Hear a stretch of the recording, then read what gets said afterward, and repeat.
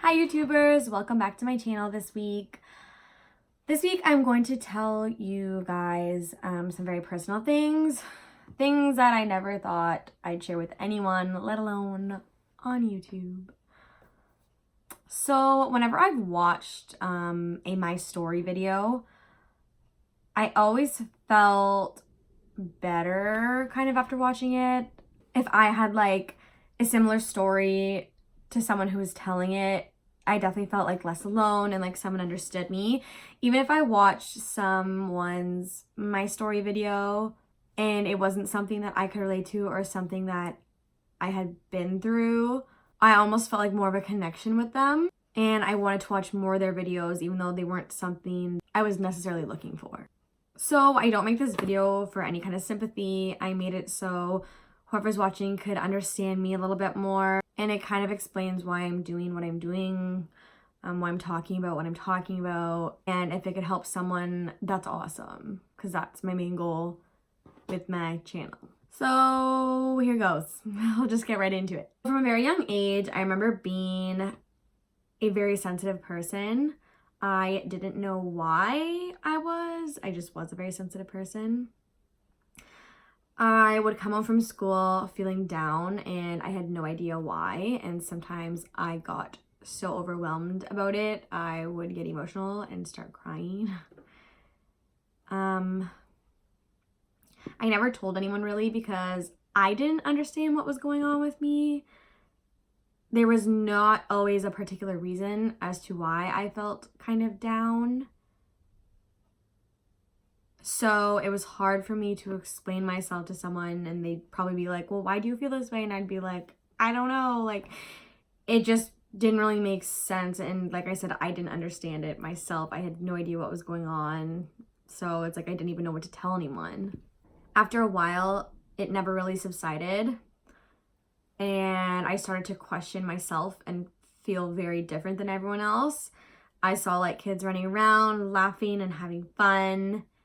And I began to feel what I now realize was shame for feeling this way because I felt like everyone else wasn't going through that. After a while, it never subsided and I saw other kids running around and laughing and having fun. And that's when I kind of realized there was something different about me because everyone else was just like so in the moment and having fun. And I just felt different. And like I said, I didn't know why. I found it really hard to stay in the moment. Paying attention in class was a struggle. My marks weren't the worst, but they weren't the best either. And that made me feel crappy because I wanted really good marks.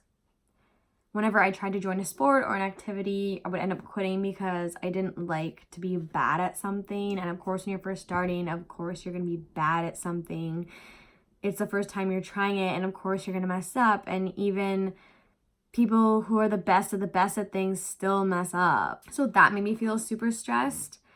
And I would look at other people who are in the same sport as me or activity and people who are doing better, and that made me feel very self-conscious, and I didn't know how to just relax and be myself and even put the activity like aside and just make friends with people because I was so self-conscious and insecure. And yeah, that was really hard.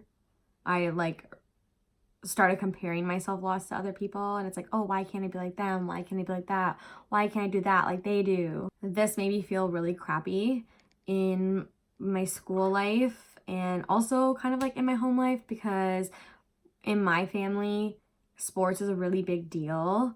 And I don't know, I just felt crappy because like I wasn't good at sports and they were just such a big deal. And I have lots of people who are like very athletic in my family. Like all my cousins on my dad's side are pretty much athletic, and then like there was me and I just wasn't, and that made me feel crappy. And then I also felt crappy at school. I saw other people getting good marks and having more fun, and that's just how it felt at the time. And there was no one who like made me feel like crap about myself in particular that blatantly was like, oh, you're bad at this. It was just more of like an internal thing and what I was telling myself. I was also extremely shy. Like I said, I didn't know how to be myself. And I was constantly paranoid that if I was just feeling myself, I was just paranoid of like judgment. And it kind of led me to be like a little awkward sometimes. And then I felt even worse about myself because I was awkward. And it was just this really bad, like, endless cycle. I would go through these highs and lows of feeling okay and then feeling worried and down. And I don't know, it was just constantly like up and down. For a few days I'd feel okay, and then a few days I'd feel really crappy. And I just, like I said, as I got older, I still didn't know what was going on with me. I remember one time I was in karate and I had a testing that weekend, and I was with my friend and I was telling her, you know, like, I'm super nervous for this testing. I was like, but it's not a normal nervous. Like, it's not normal. It's just not. Like, I remember my karate instructor would literally be able to look at me and I would instantly start crying. When I got older, like in high school, obviously, like, I met new people and started drinking. I would be so anxious to the point where I would drink and just black out, like, very often. And yes, it happens to people, but it was more often than it should have. I would usually end up looking ridiculous or making bad decisions, which brought me even more shame than I already had for feeling so much different than everyone else. I finally went to my doctor and I was diagnosed with anxiety, which I was okay with because that just meant I worried lots. But what I didn't address was the feeling of feeling down all the time, because I didn't want to be a sad person. I wanted to continue to always laugh and smile with everyone. So I just kind of like shoved that under the carpet and just continued to ignore that part. And I continued to also keep all this to myself. Every time I was in a low, I'd hold on to knowing that it would go away eventually and I would hit a high again.